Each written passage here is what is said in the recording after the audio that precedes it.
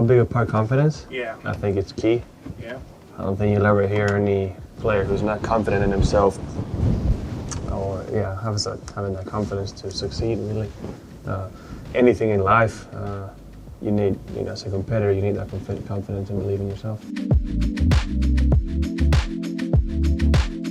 No, I've never lost confidence. No, I've always. If we're talking confidence and belief being the same thing, I don't think I've ever been. Sometimes you maybe not hitting the ball well, but I'm always confident I'm gonna hit the best stroke possible.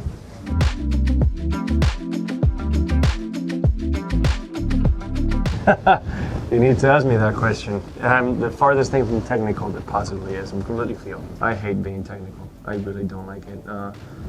Haven't changed anything on my swing in a very long time for a reason. It's truly, especially the closer I get to the green, the more feel it becomes.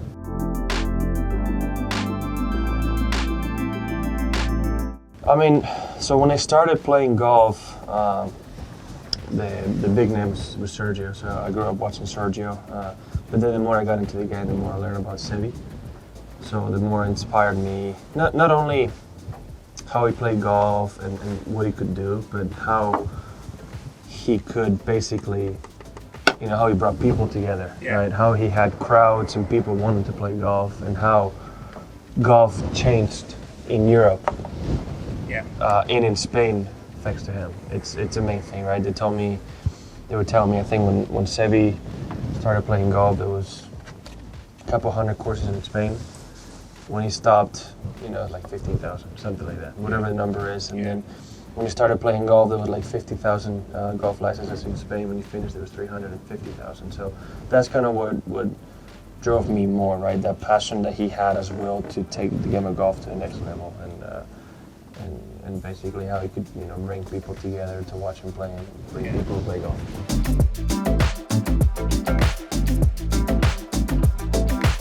No, because I will need their physical appearance. Well, not the appearance, but their body to be able to do it. I'll never be able to do what Sevi did in any possible way.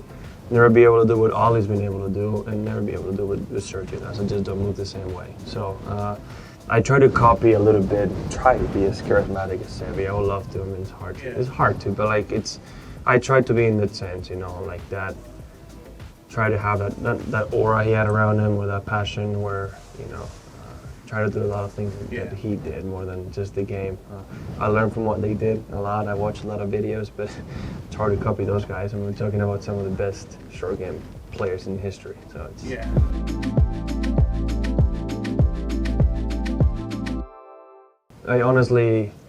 I like to have maybe one swing thought like this, especially if I'm swinging well.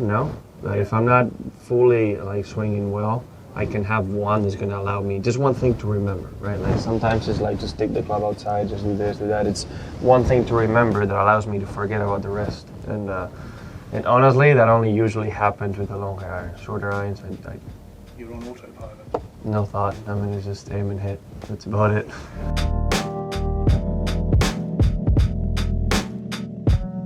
No.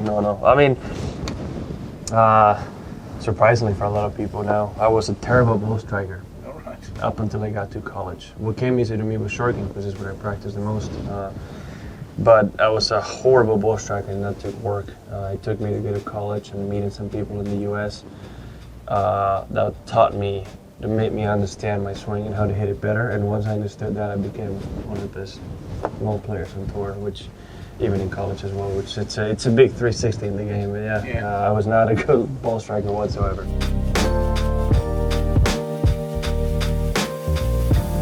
I don't think so. As a young player, I think a lot of people now are too focused on working on the game and having a good swing, and you need to do this and that, that they forget to be competitors. Right? At a young age, I learned how to compete.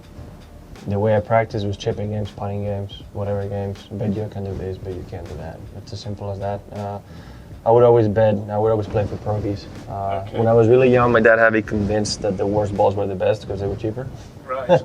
And I think also because I was really young, I couldn't appreciate the difference. And once I learned probies were the best, I would play.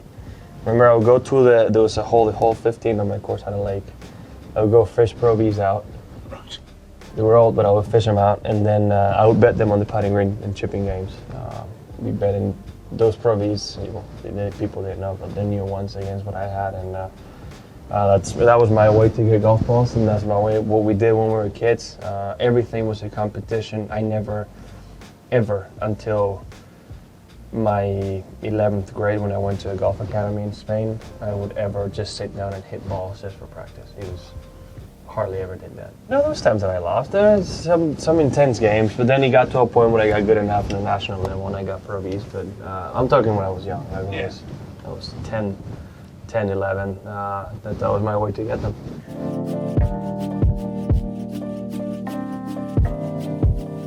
I don't think it's a good or bad thing, it's just who I am. Right. It's as simple as that. Some people are very opposite from that. It's as simple as saying that that's who I am in everything I do. Okay. Trust me when I say I behave the same way when I'm competing, playing cards at home, Right. or on the golf course. It's simply just the way I am. It's not. It has been moments where not related to it, like where maybe my emotions have gotten the best of me, but it's not. Again, you're gonna have a reaction out of me, whether it's good shot or a bad shot. It's just there has been times where maybe situations escalated quickly, and I've been a little more frustrated than I should have been. But it's not a bad thing. For so many years, having that competitiveness or that passion has helped me after making a bogey to make birdies afterwards. It's one of the reasons why I have one of the best bounce back stats on tour, is simply because of that.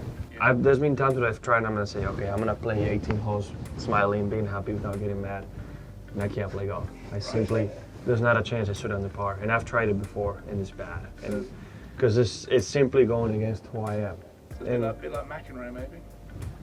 No, not even close. I mean, I'm not yelling at the real referee. Well, No, but this passion, I mean, Tiger was passionate. He's the same way. Yeah. You see Matt Seve was up there.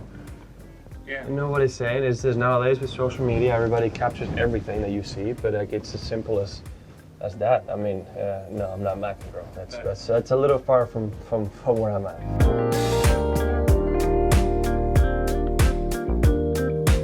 Same exact thing. Yeah. I'm not going to change what's gotten me to this point. Simple as that.